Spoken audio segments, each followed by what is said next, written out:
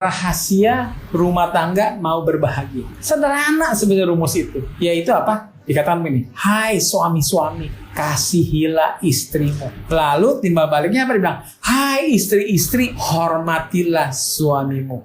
Jadi ini satu rumus yang timbal balik. Maksudnya apa? Kalau suami mengasihi istri, maka istri akan menghormati suami. Atau dibalik, kalau istri menghormati suami, suami akan mengasihi istri. Itu satu rumus yang akan seperti putaran mesin semakin kencang. Akhirnya tuh lampu pijar begitu terang. Jadi kita harus berani memulai sekarang. Suami-suami harus mengasihi istri. Istri harus menghormati suami. Makanya pesan saya begini. Istri-istri harus cari suami yang bisa dia hormati. Makanya setahu saya kalau di militer, ya di angkatan bersenjata, itu kayaknya ada larangan. Nggak boleh pangkat istri lebih tinggi dari pangkat suami. Itu yang saya tahu. Karena kenapa?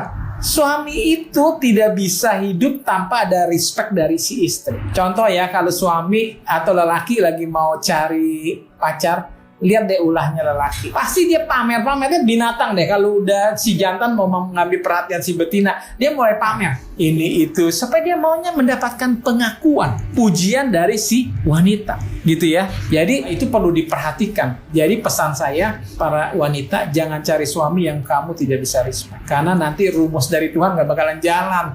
Ini juga berbahaya kalau istri gajinya lebih besar daripada suami. Ini bahaya banget. Sehingga istri bisa menyepelekan.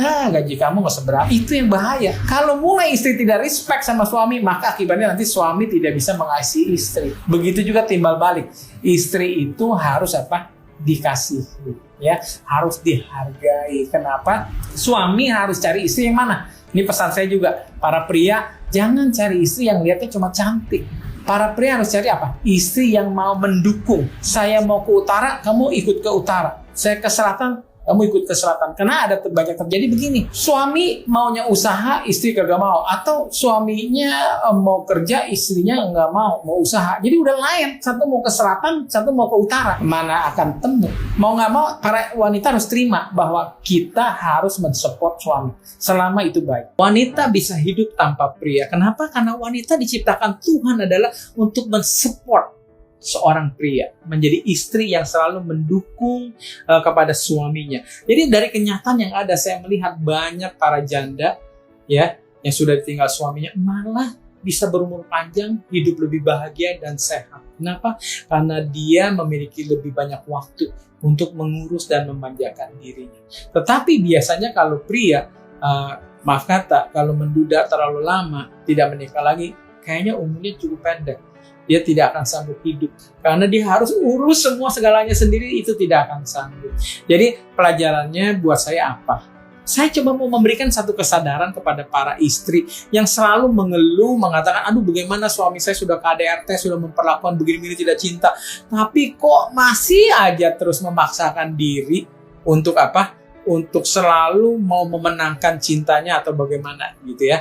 Jadi maksud saya begini, kepada para istri, para ibu, supaya menyadari bahwa wanita bisa hidup tanpa pria. Jadi harus bisa lebih berani untuk bisa mandiri kalau sampai nasib kurang baik karena kesalahan kita telah bersuamikan suami yang tidak baik, yang sering bahkan bukan hanya tidak setia, melakukan kekerasan. Karena terus terang, wanita itu bukan ada untuk disakiti, tapi wanita itu ada untuk dikasihi. Itu iman saya yang saya belajar. Bahwa segala suami itu harus mencintai dan mengasihi apa?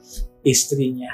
Jadi jangan dipaksakan kalau memang tidak bisa dilanjutkan.